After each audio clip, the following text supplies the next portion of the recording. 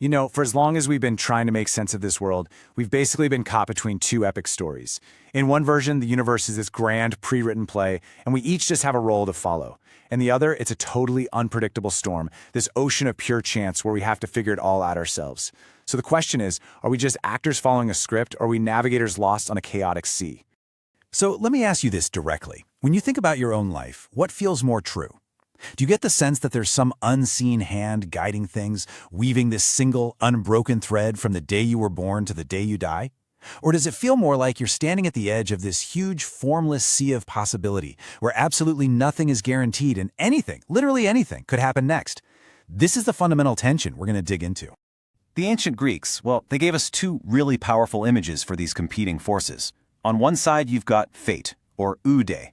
They imagined it as a thread of life, spun, measured, and eventually cut by powers way beyond our control. And on the other side, you've got chaos, or chaos. And listen, this isn't just about a messy room. To the Greeks, chaos was the original state of everything, a vast, dark, formless abyss that existed before the world ever took shape. So it's the woven thread versus the empty abyss. Let's see what each side has going for it. All right, let's start with chaos. We usually think of chaos as a bad thing, right? Something to clean up, to get organized. But what if we've got it all backwards? Some of the earliest, sharpest minds asked a pretty radical question. What if chaos isn't the opposite of order, but the very place from which all order is born?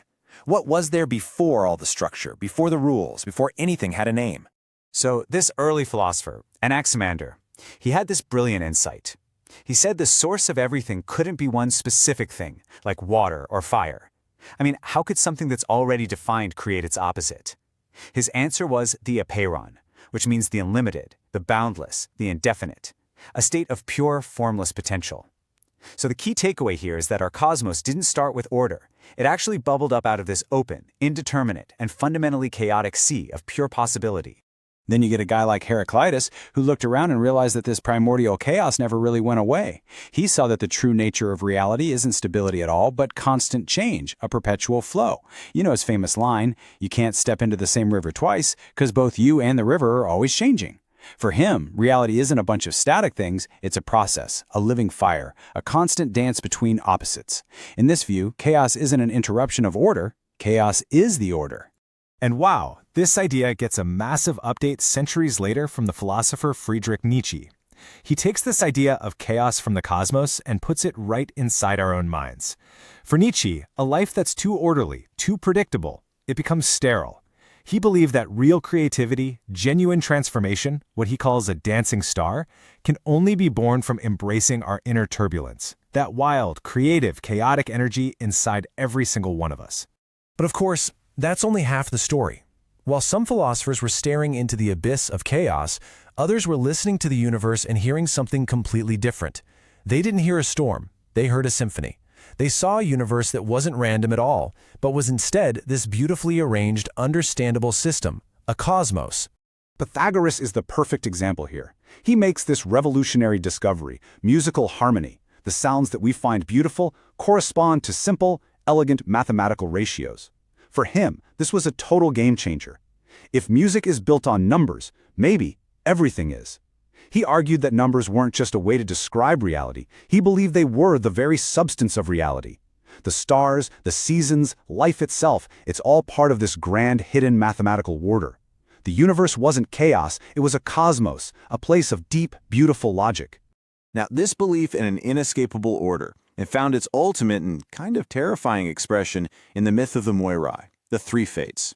Their process was just chillingly methodical. First, Clotho spins the thread of your life the moment you're born. Then Lachesis measures it out, assigning your destiny, every joy, every sorrow, the whole shebang.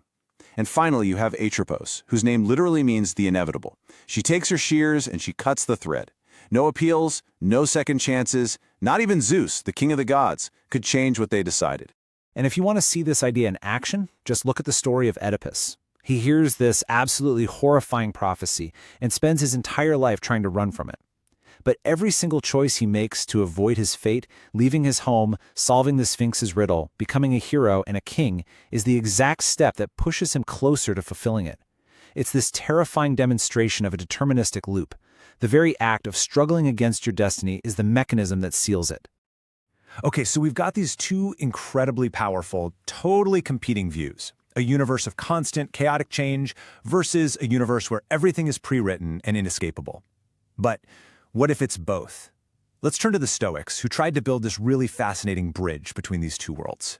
The Stoics were brutally realistic. They saw the world just like we do, full of what looks like complete random chaos, illness, accidents, terrible losses. That's the apparent reality. But they believed that beneath all that surface-level mess was a single rational divine order they called the Logos. To them, every single event, no matter how painful or pointless it seems to us, is a necessary and logical part of one giant, interconnected cosmic plan. So, the storm is real, absolutely, but it's part of a much larger, perfectly ordered global weather system.